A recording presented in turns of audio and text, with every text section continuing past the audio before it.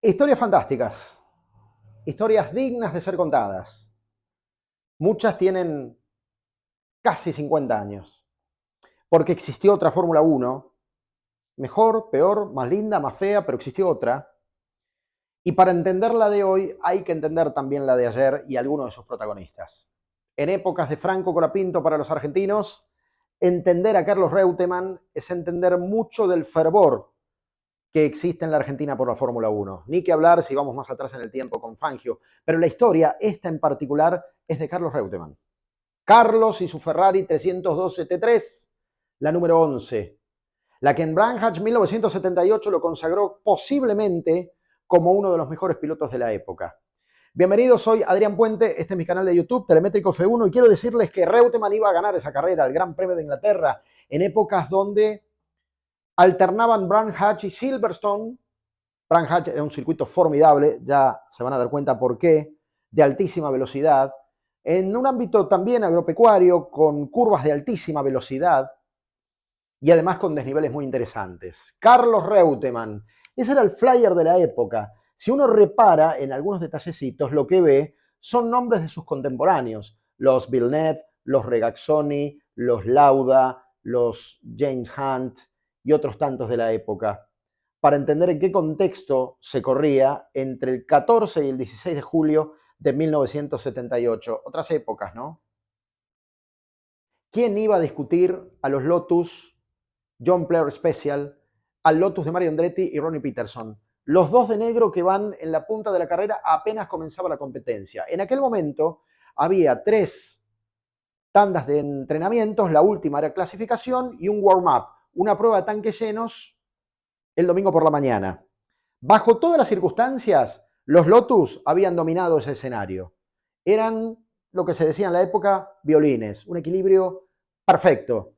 Así todo sin tener los motores más potentes de la época, porque los Matra, los Renault, los Ferrari estaban por encima de los Cosworth, pero era un motor tan bien empaquetado, al margen de una estética tan hermosa como la tenían los Lotus en ese momento, que era realmente un binomio indiscutible. Ronnie Peterson había hecho la pole position y Mario Andretti había logrado el segundo lugar, pero casi inmediatamente después, cuando la carrera comienza, Andretti se queda con el primer lugar y Ronnie Peterson se queda cubriendo el avance de Jody Scheckter, a quien tenemos acá, que buscaba el segundo lugar de la carrera con el equipo Wolf. Cuando uno mira hacia atrás y ve a algunos otros protagonistas de la época, encontramos a Alan Jones, a Niki Lauda, más atrás a John Watson, a Patrick Depailler, a Ricardo Patrese, y en el medio de la discusión está Carlos Reutemann.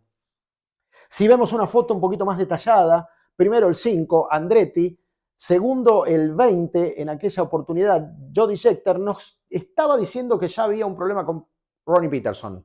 A pesar de un auto formidable, como tantos autos en esa época, había un altísimo nivel de deserción y cuando todo parecía andar sobre rieles, algo mecánicamente fallaba y los dejaba fuera de combate. Y los Lotus no estaban fuera de esa lógica. Por eso aparece Scheckter segundo, Alan Jones tercero, Niki Lauda en el cuarto lugar, al menos temporalmente, y más atrás Ricardo Patrese. La carrera avanza. Y ahora efectivamente se ve con problemas en la bomba de combustible a Ronnie Peterson, que lo deja fuera de la carrera. ¿Qué? Ronnie Peterson, el Lotus 79, que había sido de lo mejor durante todo el fin de semana, que había hecho un tiempo de 1.16.8 en clasificación, era el más rápido posible, ni siquiera Mario Andretti había hecho 1.17.1, había estado a más de 2 décimas de diferencia, mucho para los Lotus. Abandonó Ronnie Peterson, todos se preguntaban lo mismo. Sí, sucedió. Y casi, no digo en simultáneo, pasaron por lo menos 15 vueltas más y el que abandonaba también era Mario Andretti con problemas de motor, después de haber roto el neumático, parado en boxes, cambiado el neumático, recuperar las posiciones, llegar casi otra vez a la primera colocación, la exigencia del motor no lo resistió y también lo dejó fuera de combate. Los dos Lotus afuera. ¿Y qué pasó entonces? Se abrió el campo, se abrió el juego para el resto de los mortales. Y el resto de los mortales eran los Reutemann, por ejemplo, los John Watson con Brabham, que venían peleando del cuarto puesto para atrás, del quinto puesto para atrás. Ahí empieza una escalada moderada, racional, constante, consistente, permanente de Carlos Reutemann. y empieza a pasar autos, y empieza a superarlos, y empieza a ganar terreno. Vieron que lo había dejado en el camino ya a John Watson, que está acá, ya lo había superado a James Hunt, que tenía en aquel 1978 un auto mejorado, pero bastante copiado del Lotus 79, pero no le daba los mismos resultados. El Tyrrell de Patrick Depailler, acá está Reutemann, iba por Ricardo Patrese, y más adelante lo tenemos al campeón del mundo, Niki Lauda, que después de las deserciones de los dos Lotus, era el gran candidato a quedarse con la carrera. El campeón, Niki Lauda, había sido campeón el año anterior con Ferrari. Recuerden ustedes, lugar del que se fue, a los portazos, enojadísimo. Y hasta que llega una maniobra épica, Reutemann se saca de encima todos los que tenía y llega al segundo lugar. Cuando llega al segundo lugar, se encuentra con el primero Niki Lauda y un rezagado, Bruno Giacomelli, piloto de McLaren. Giacomelli, piloto italiano, intenta correrse en algún momento para dejarle espacio a Niki Lauda. Pero Lauda no termina de interpretarlo, Giacomelli se va para adentro, Lauda lo quiere pasar por afuera y le deja una pequeña ventana abierta por el interior de la curva a Carlos Reutemann. Y Reutemann, que si bien era un piloto estratégico, conservador, racional, también tenía su sentido del oportunismo y su valentía. Y lo hace, y se va por adentro, y se le pone a la par a Niki Lauda, se le pone rueda a rueda. Y no solo eso, posteriormente a esta maniobra, Reutemann va en diagonal y también lo pasa Bruno Giacomelli, y este alerón trasero es de la Ferrari 312 T3 de Reutemann, ya primero. Este alerón trasero es del Brabham de Niki Lauda, ya en el segundo lugar, resignado a ese puesto, y Giacomelli testigo de todo y un poco responsable de que Lauda haya perdido ese primer lugar. Pero nadie le quita el mérito al oportunismo de Carlos Reutemann, que va consolidando, empieza a consolidar la diferencia en relación a Niki Lauda. Después incluso se encuentra con otros rezagados, como Hans Stuck, que termina trabando incluso la persecución de Niki Lauda y la diferencia de Carlos Reutemann en relación al ex campeón del mundo. Y su ex compañero de equipo era imposible de reducir. Fue posiblemente una de las mejores maniobras de Carlos Reutemann en su larga permanencia en la historia de la Fórmula 1.